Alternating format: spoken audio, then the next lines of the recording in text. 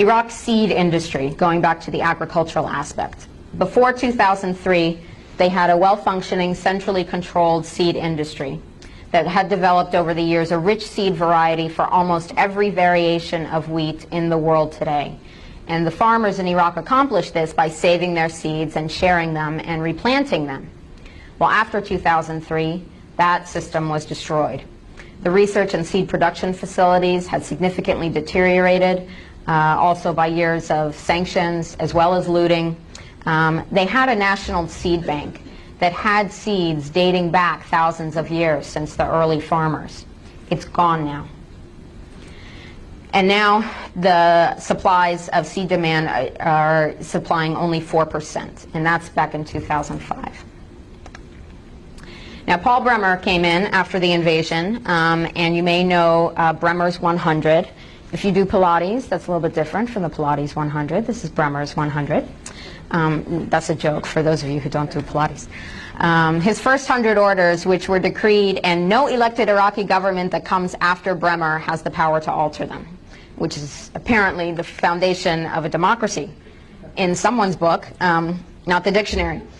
Anyway, Order 81 is important because it affected the agriculture in Iraq, and it's got a legal name: Patent Industrial Design, Undisclosed Information, Integrated Circuits, and Plant Variety Law. Well, through all the legalese, basically what Order 81 says is that farmers shall be prohibited from reusing seeds of protected varieties or any variety mentioned in items 1 and 2 of paragraph C, blah, blah, blah. So basically what it says is Iraqi farmers are not allowed to save seeds. They are not allowed to share seeds, no sharing, and they are not allowed to replanted, harvested seeds. Now, why would Paul Bremer do this? Well, let me tell you a little bit about Monsanto. Monsanto has terminator seeds, genetically engineered seeds that, as you probably know, produce plants that do not make seeds, which makes farmers dependent on the corporation for seeds every year. Now, Monsanto and Dow Chemical and the Cargill Corporation, they all have an interest here because they're all manufacturing either the seeds or the chemicals to treat those plants with. And they need a place, a laboratory, if you will, to try out their new toys. So, Cargill Corporation, a grain conglomerate, their former vice president, Daniel Amstutz, was made the agricultural advisor to Iraq, also a former USDA official.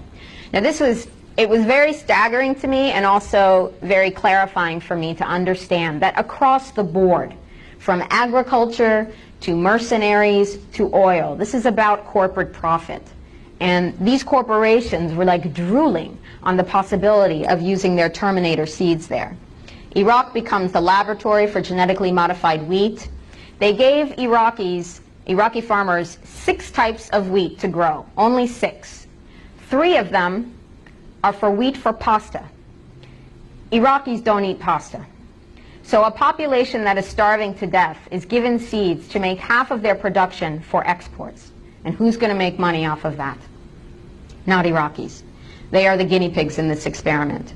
And despite the food insecurity that is at heightened, desperate levels today, the food rationing system that started back in 1990 is due to be terminated next month.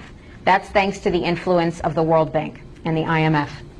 This means starvation, which pushes people to be more dependent on any crumbs that the corporations hand to them.